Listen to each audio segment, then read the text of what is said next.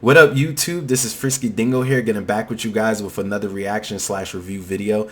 Today we're looking at the famous son of Superman, John Kent, being announced as bisexual. I thought it was actually pretty interesting because of the storyline that was developing originally with John Kent.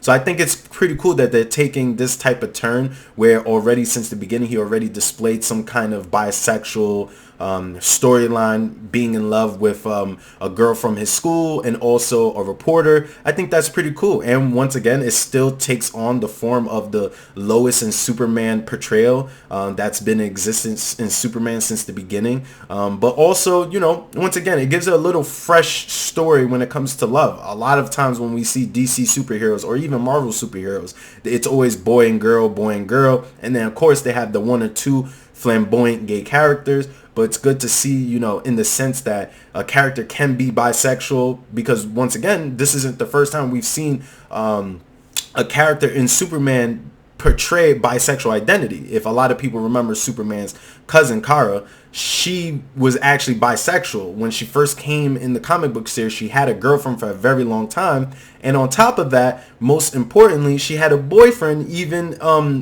right before she died in the Crisis event. So I think it's actually pretty cool that we get to see this type of identity take apart. I understand why people are mad, but once again, it's a comic book character, it's fictional, just like James Bond being black, or you know, a new white wolf taking over as the king of Wakanda.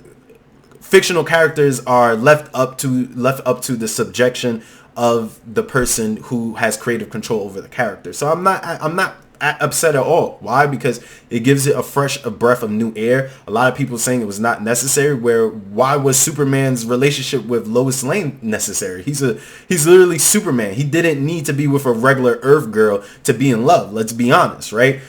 Even when they did that type of storyline, no one ever complained about it, even though he was with Lois Lane for almost every iteration of the Superman art comic book series. So to be honest, I think it's pretty cool that we're getting this. Overall, it's something that we need in the industry, you know, once again, to change the narrative and give people, you know, a storyline that they could appeal to, because not everyone is homosexual. I mean, not everyone is gay. Not everyone is heterosexual.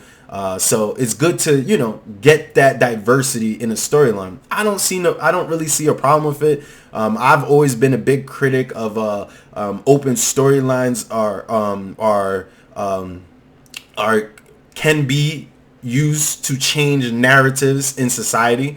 I don't think that once again that it's impossible for a superhero to, you know, just be different identities. Once again, it's a superhero, right? Superheroes want to reflect the image of society, and once again, this isn't the 1950s anymore, the 1940s or 1960s, where it was just heterosexual Christian males, you know, that are the image of almost every superhero. So once again, we come from a far way. I enjoy hearing this news. I don't honestly think it's a problem with anything. You know, there are going to be the naysayers. Oh, you need to create a new character. All that. That's just ridiculous. There's no need to create a new character for what?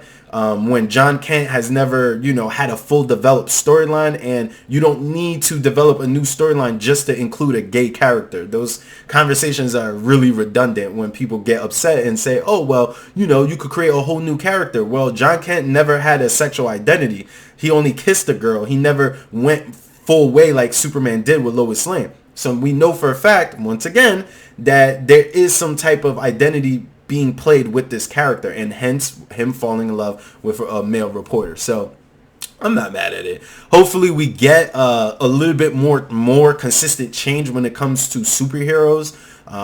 You know, once again, this is a narrative that always plays out within storylines, so I'm not really upset at it at all. Hopefully we get to see a little bit of a mix-up between John Kent and Lex Luthor's son. Maybe they get into a hot, heated romance. We don't know. But it'll add to the storyline. So honestly, hopefully we get something new in the sense of a crisis storyline with John Kent. But overall, you know, him being bisexual, it doesn't really increase the storyline or add more to the storyline. It just creates another narrative that they can use to create more story, and that's it. You know, once again, it's good to see him be with someone else, you know, create a new storyline.